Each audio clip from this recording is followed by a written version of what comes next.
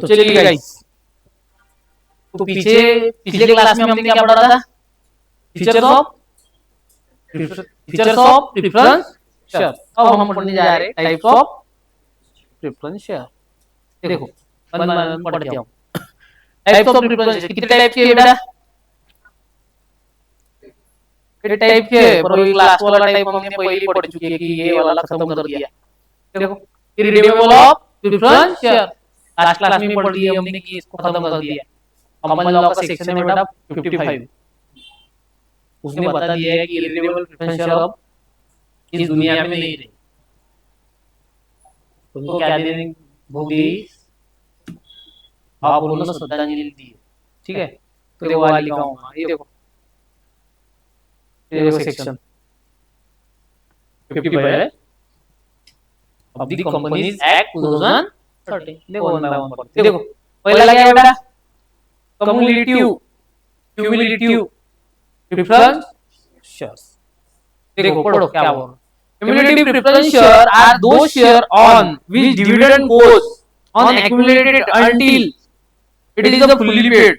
This means if the dividend is not paid one or more year due to inadequate profit, then this unpaid dividend gets accumulated. This accumulated dividend is paid when the company performs well. The arrears of dividend are paid before the making the payment of equity shareholder. ये ऐसा बोल रहा कि हमने पिछली बार भी बात की थी कि हम देख रहे थे बेटा जब भी आपको प्रॉफिट नहीं होता तो आप प्रेफरेंस शेयर होल्डर को क्या नहीं बांटते थे? डिविडेंड नहीं बांटते। यहाँ तक देखा था हमने, यहाँ तक क्लियर था कि सर आपके पास अगर प्रॉफिट नहीं हो रहा तो आपको डिविडेंड बांटना मैंडेटरी नहीं, पर मैंडेटरी नहीं, पर इसका मतलब ये नहीं है कि आप दोगे नहीं। क्यों? क्योंकि हमको पता है बेटा प्रेफरेंस शेयर के ऊपर आपको 10% क्या मिलता है फिक्स, ऐसा हम अज्यूम करते हैं 10%। ये क्या है? फिक्स रेट ऑफ डिविडेंड है, बराबर है। अब इस साल तो मिलना था हमको फर्स्ट ईयर को, बराबर है कि नहीं? पर इस साल में नहीं मिला, इस साल लॉस हुए, बराबर है कि नहीं? और सेकंड ईयर को इस साल भी लॉस हुए, पर 10% मिलना चाहिए था, इस साल भी नहीं मिला। अब तीसरी बार जब भी आपको प्रॉफिट हुआ आप पहले ये 20% और इस साल का 10%, पहले तो 30% इसको दो, प्रेफरेंस शेयर को दो, और उसके बाद इक्विटी खरीदो। पहले प्रॉफिट होगा आपको जिस दिन, उस दिन पहले प्रेफरेंस शेयर होल्डर को दिखा दो एक्यूमुलेटेड डिविडेंड हो। एक्यूमुलेटेड का मतलब क्या हो गया बेटा? पिछले साल का उसके पिछले साल का जमा करके इस साल पूरा का पूरा दे दो। समझ में आया क्या? देखो अभी लिखा है बेटा, this accumulated dividend is paid when the company perform well. जब भी आपका परफॉर्मेंस अच्छा हुआ, this earlier dividend are paid before the making payment to equity shareholder. पूरा का पूरा जमा हुआ पेमेंट, उनका जो भी बचा है पिछले साल का, उसको अब एक्यूमुलेट करके किसको देना पड़ेगा? प्रेफरेंस शेयर होल्डर को। उसके बाद तुम लाइन में लगो, मतलब समझो रिस्क कितनी बड़ी है इक्विटी शेयर होल्डर को। तो वैसे ही 2 साल तो लॉसेस चल रहे, बराबर है। उस साल तो कुछ हमको मिला नहीं, अब हमको मिलने वाला था पर इनको देना पड़ा क्योंकि इनका पिछले साल का भी था 2 साल का। तो सोचो इस टाइम के इक्विटी शेयर होल्डर को क्या मिलेगा? मिलेगा नहीं मिलेगा? कोई भरोसा है क्या? नहीं। रिस्क तो है नहीं इक्विटी पे, समझ में आया आपने? तो कम्युलेटिव प्रेफरेंस शेयर ऐसे रहते कि जिसमें आपको पिछले सालों में जब भी डिविडेंड नहीं मिला होगा उसका पूरा का पूरा इस साल मिल जाएगा कम्युलेटिव, बराबर है। देखो तो preference share are always cumulative unless otherwise stated in the article of association. देखो हमने 11वीं क्लास में आर्टिकल ऑफ एसोसिएशन पढ़ा है, बराबर है। हमारे 2 डॉक्यूमेंट रहते, एक एओए एक एमओए। अगर आर्टिकल में अगर लिखा होगा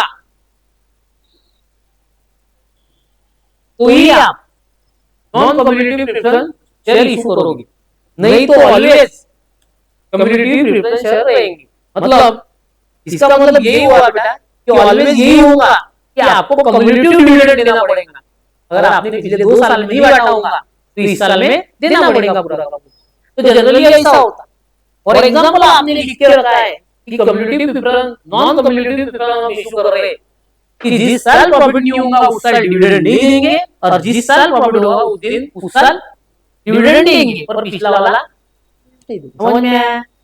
देखो वाली का तो preference share are always cumulative, always क्या रहते हैं कम्युलेटिव, पर unless otherwise stated in the article opposition. आपने अपने इंटरनल रूल के अंदर, क्योंकि इंटरनल डॉक्यूमेंट क्या है ये इंटरनल रूल के अंदर ऐसा डाल के रखा है कि हम ऐसा शेयर इशू ही नहीं कर रहे जो क्या है कम्युलेटिव। तो इसी का मतलब वो क्या है बेटा नॉन कम्युलेटिव।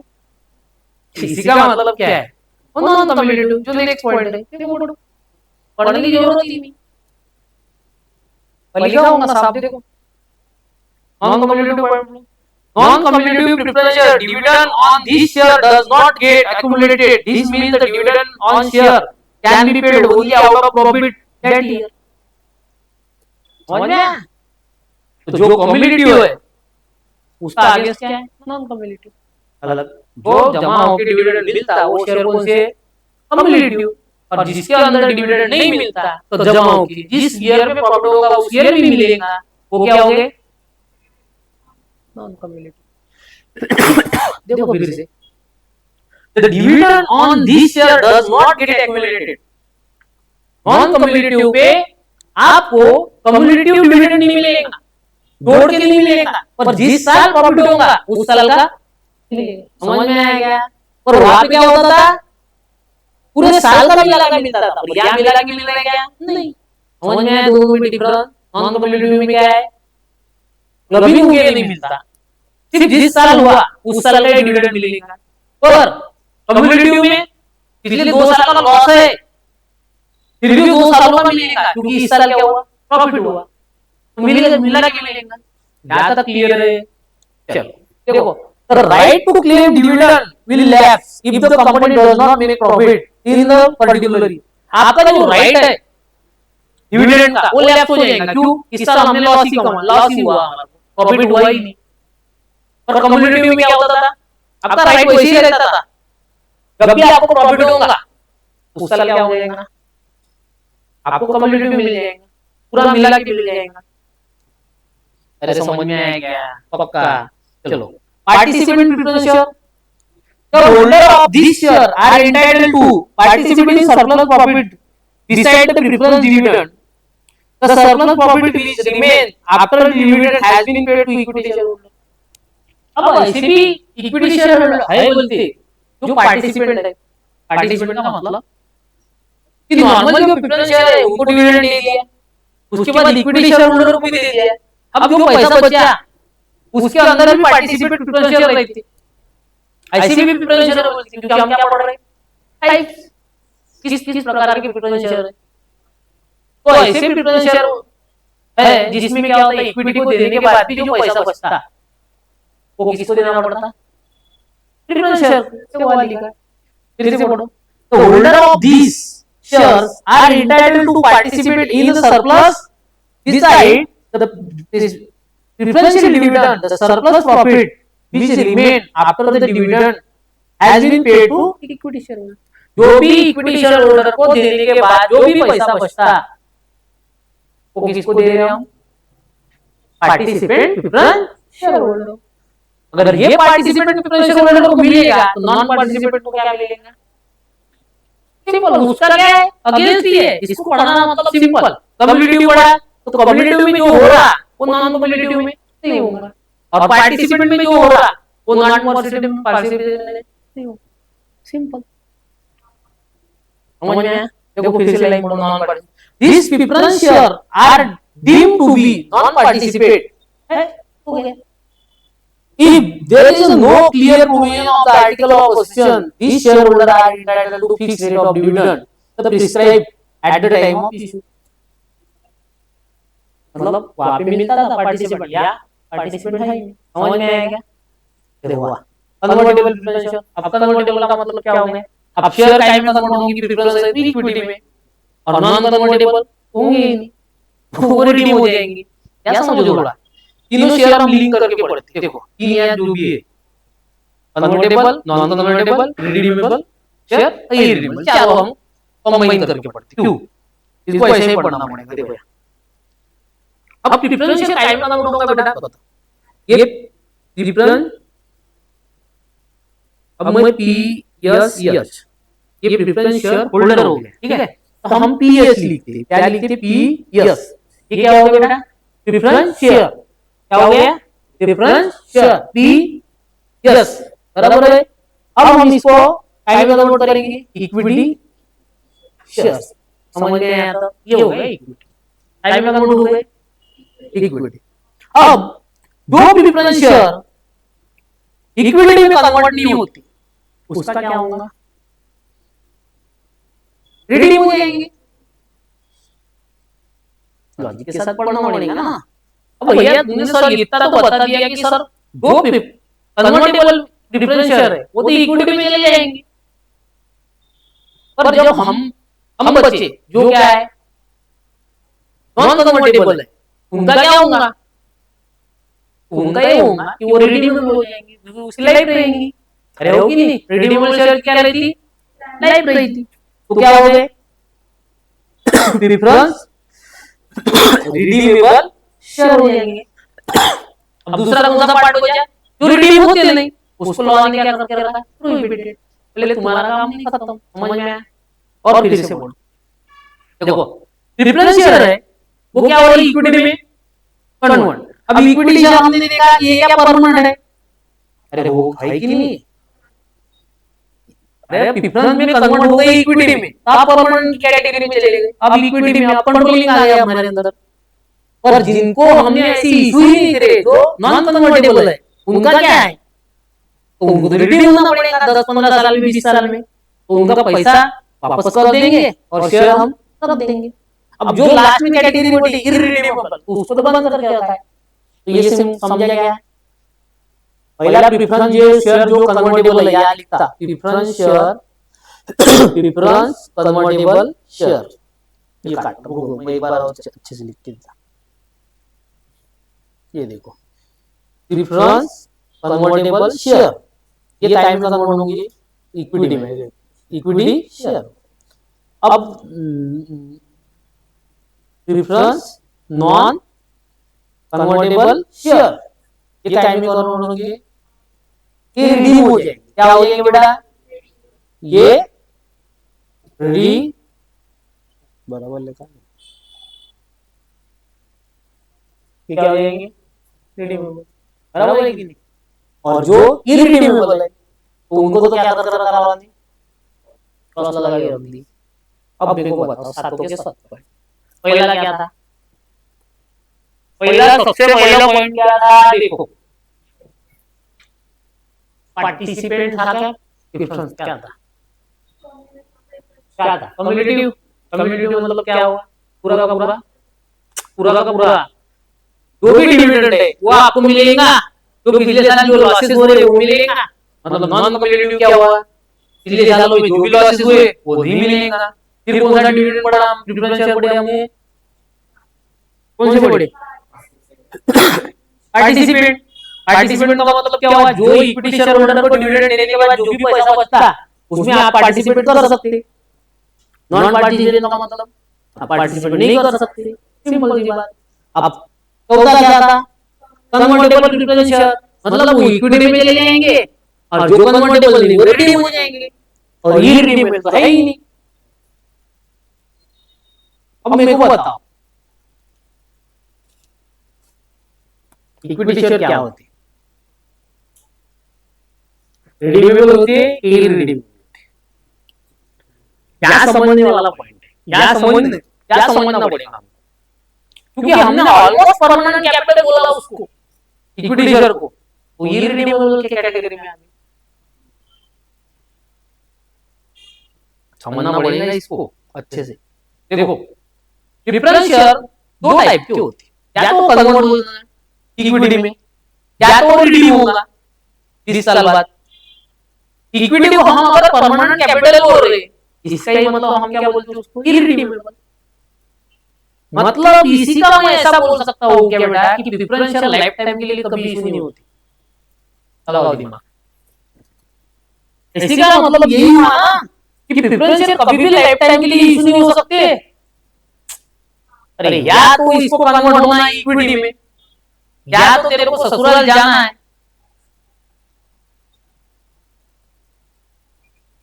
समझ में आया? या तो 20 साल बाद तेरे को कन्वर्ट होना,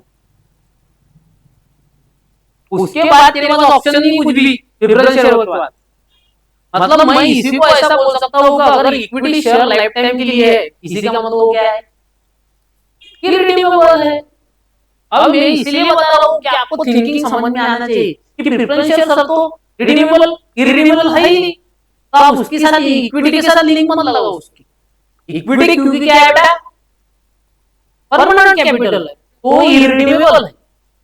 मैं उसको ऐसा बोल सकता हूँ ना, तो कंफ्यूजन नहीं होना। फिर से पॉइंट पढ़ना, देखो अगर या तो क्या हो जाएगी बेटा इक्विटी में कन्वर्ट हो गए, या तो फिर 20 साल की लाइफ है तो रिडीम हो गए, आपने शेयर लाके दे दिए, आपको पैसा मिल गया।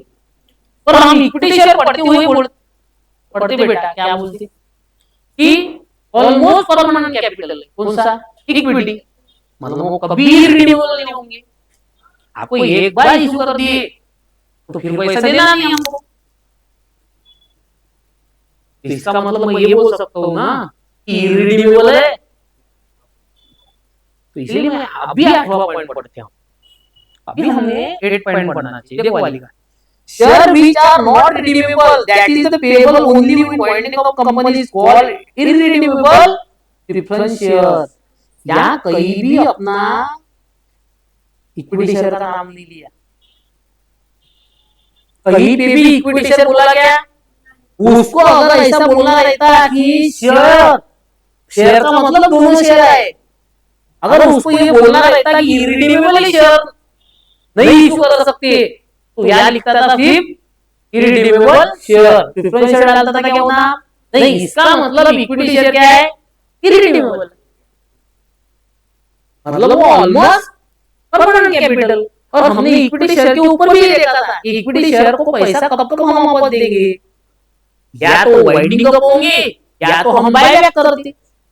बायबैक भी हमको पता है क्यों करते, वोटिंग जो वोटिंग कंट्रोल रहता उसको हम हमारे हाथ में लेना चाहते, कंपनी का जो अफेयर्स है उस पर कंट्रोलिंग रखना चाहते, इसलिए क्या करते हम बायबैक करते। तो आपको ये लॉजिक क्लियर करना था बेटा कि अभी भी इरिडीमेबल सिर्फ प्रेफरेंस शेयर है,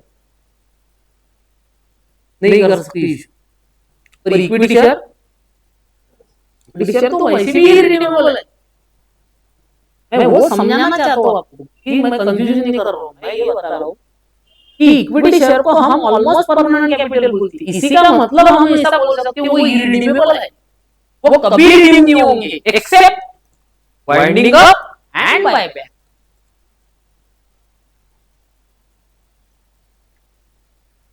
अब क्या मैं इसको ऐसा लिंक कर सकता हूँ क्या, अगर आपका लॉजिक लगा कि बायबैक, देखो बायबैक इज इक्वल टू, मैं ये बोल सकता हूँ कि ये रिडीमेबल है,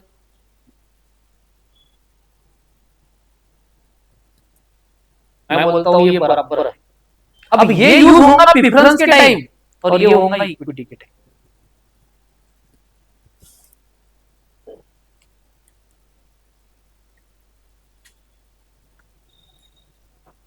समझा गया? फिर से एक बार और दिमाग लगाओ अपना,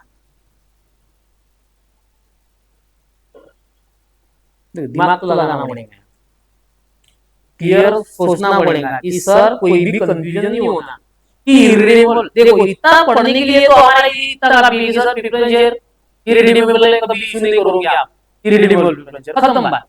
पर हमको वहां तक नहीं पढ़ना है बेटा, हमको ये सोचना है कि थिंकिंग हमारी बढ़ानी है कि इक्विटी शेयर को क्यों हम, इक्विटी शेयर अगर इक्विटी शेयर क्या है परमानेंट कैपिटल, इसी का मतलब वो इरिडीमेबल है। तो इसी का मतलब मैंने बोला कि इक्विटी शेयर इरिडीमेबल है, कभी रिडीम नहीं होंगे, पर कौन सा कंडीशन में होंगे, कंपनी वाइंडिंग अप में जा रही और बायबैक में जा रही। अब यहाँ पे बायबैक कर रहे क्यों कर रहे हैं अपन, कंट्रोलिंग लेने के लिए, इसी का मतलब हम पैसे देके शेयर ले रहे, और रिडीमेबल में क्या कर रहे हैं हम पैसे देके शेयर ले रहे। मैं कंपैरिजन बता रहा हूँ कि प्रेफरेंस शेयर में हम जब भी पैसा वापस देते उसको रिडीमेबल बोलते, और इक्विटी शेयर में जब भी हम पैसा वापस दे रहे उसको बायबैक। यही होगा सिंपल मतलब। अरे यही होगा। आपने कभी सोचा क्या, फॉर एग्जाम्पल बायबैक कर रहा हूं मैं, वो प्रेफरेंस शेयर का कर रहा हूं, ऐसा हो सकता है क्या? अरे मैं एक बात सोच लो, चलो मैं आज मेरे को बायबैक करना है, देखो पेशेंसली सोचना पड़ेगा।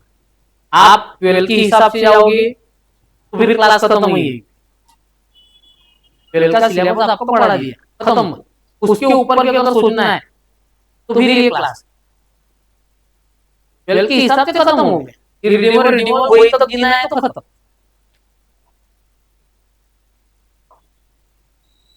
पर इसको ऊपर अगर सोचना है तो हमको ऐसा सोचना पड़ेगा। देखो क्या क्या पढ़ा रहा था मैं कि देखो मैंने कभी जब भी मैंने बायबैक की बात बताई थी उसको मैंने ये बोला था कि बायबैक जब भी होता है इक्विटी का होता। अरे होता कि नहीं, इक्विटी का होता। आपके दिमाग में क्वेश्चन आना चाहिए सर बायबैक बायबैक प्रेफरेंस का क्यों नहीं होता? क्वेश्चन आना चाहिए कि नहीं? सर जैसे इक्विटी का बायबैक होता प्रेफरेंस का रिडीम होता, प्रेफरेंस का रिडीम होता, बराबर है सर। पैसे दे रहे हम, शेयर ले रहे, वहां भी पैसे दे रहे, शेयर ले रहे, पर सर प्रेफरेंस शेयर होल्डर का बायबैक क्यों नहीं होता? तो आपके दिमाग में सबसे पहले पॉइंट आना चाहिए सर प्रेफरेंस शेयर होल्डर का बायबैक इसीलिए नहीं होता क्योंकि बायबैक का कांसेप्ट सिर्फ कंट्रोलिंग करना है, किस पे? कंपनी पे। और प्रेफरेंस शेयर के हाथ में कंट्रोलिंग है क्या? नहीं। हाथ में किसके?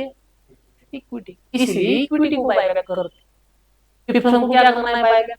वो तो वैसे भी रिडीम मरने वाली है 10-20 साल में, 10-10% लेते जाओ, 20 साल बाद वापस आओ। खेल कौन बिगाड़ने वाला है? Equity share holder. तो इसीलिए उसका कंसेप्ट ही इसीलिए है बेटा, क्यों? क्योंकि कंट्रोलिंग लेना है हमको। क्या लेना है? कंट्रोलिंग। अब कंट्रोलिंग हम प्रेफरेंस से लेके आया नहीं सर, इक्विटी से लेते, इसलिए कभी भी बायबैक इक्विटी का होता और प्रेफरेंस का क्या होता? रिडीमेबल होता। अभी भी कंफ्यूजन है क्या? देखो इसको और ऊपर ले जा सकते हो, इसको और ऊपर ले जा सकते हो, पर इसको हम लेके ले जाएंगे क्योंकि मेरे को पता है ये सबसे ऊपर चला गया। ऐसा पढ़ाना मतलब इसीलिए बेटा कि आपका बिल्कुल बीजा खुल जाए, कि हर एक चीज हमको क्लिस्टर समझ में आए। क्यों? क्योंकि हम सिर्फ इक्विटी और प्रेफरेंस नहीं पढ़ना है, ये कोई भी बच्चा भी पढ़ लेगा कि इक्विटी वोटिंग रहता है, प्रेफरेंस वोटिंग नहीं रहता है, ये तो कोई भी रट लगाएगा। बात ये समझने की है कि ऐसा क्यों और ऐसा ही क्यों हो रहा। तो हमको ये समझना है कि जब हमने बोला कि प्रेफरेंस शेयर का बायबैक क्यों नहीं होता, तो हमको पता है सर बायबैक तो आता ही इसलिए कि कंट्रोलिंग चाहिए कंपनी के ऊपर, और प्रेफरेंस शेयर के पास तो वोटिंग ही नहीं रहता, तो उससे क्या मतलब हमको? हम तो इक्विटी को देखेंगे।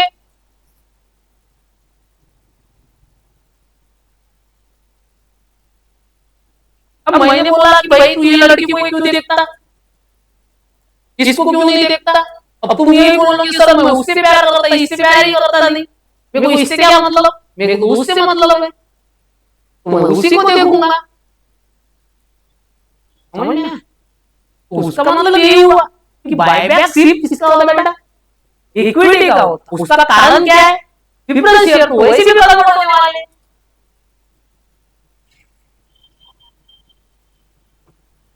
समझ में? और बायबैक क्योंकि परमानेंट कैपिटल है, ये ऐसे नहीं आएंगे, ऐसे भी इनको छोड़ दूंगा ना, ये लाइफ टाइम ऐसे ही चलेंगे, पर इनको आज कंट्रोलिंग लेना है तो मेरे को कुछ ना कुछ दंड डालना पड़ेगा, इनको 100 का शेयर 105 देना पड़ेगा, तब जाके मेरे कंट्रोलिंग में आएंगे। तो प्रेफरेंस शेयर का है क्या? 100 का तो 100 का ही रहता, जाएगा कहाँ पे, आज नहीं तो कल आएगा। अधिक लग रहा क्या? तो इक्विटी बोले आज का 100 का वो देख ले, कल 1000 का बन जाऊंगा, हो रहा नहीं। अभी इसे सोचे आप कि बोले आज वैल्यू इसकी 100 है, कल 1000 का बन गया तो फिर 1000 रुपये देना पड़ेगा। इसी इक्विटी से खौफ खाती। इक्विटी शेयर होल्डर ऐसी कंट्रोल ही नहीं करता कंपनी के अंदर, उससे खौफ खाते। बोले इसको वोटिंग राइट देना पड़ रहा है, ऊपर से इतना बढ़ेगा कि मेरे सर पे आके नाचेगा। प्रेफरेंस शेयर पता है 100 का है तो 100 का ही रहेगा जिंदगी भर या 20 साल तक।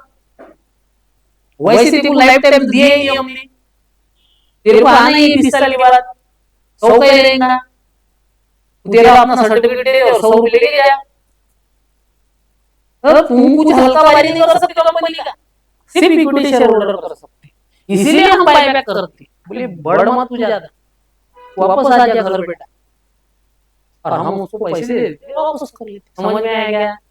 अब यहाँ तक कुछ डाउट है क्या बताओ? समझ में आया कि प्रेफरेंस शेयर का ही क्यों रिडीमेबल होता और बायबैक इक्विटी का ही क्यों होता? ऐसा नहीं सिर्फ नाम के लिए पढ़ रहे हम, पढ़ना है तो पूरा। देखो ये क्लास है, इसको फिर से एक बार देखना, एक बार नहीं होगा तो 2 बार होना, पढ़ देखना पर डाउट क्लियर होना। समझ में आया?